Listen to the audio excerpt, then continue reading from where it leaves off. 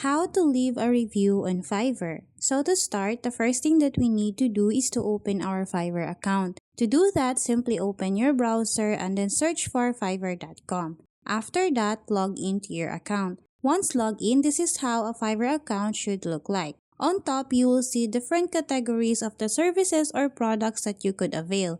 And then in here, if you want to leave a review, what you need to do is to go on top and then tap on this orders option. After that, you are supposed to see a list of orders that you have made before. So as you can see, I haven't made an order. But in here, if you want to leave a review and then you have made an order before, what you need to do is to simply tap on that order, and then after that, it will show you all the details of that order.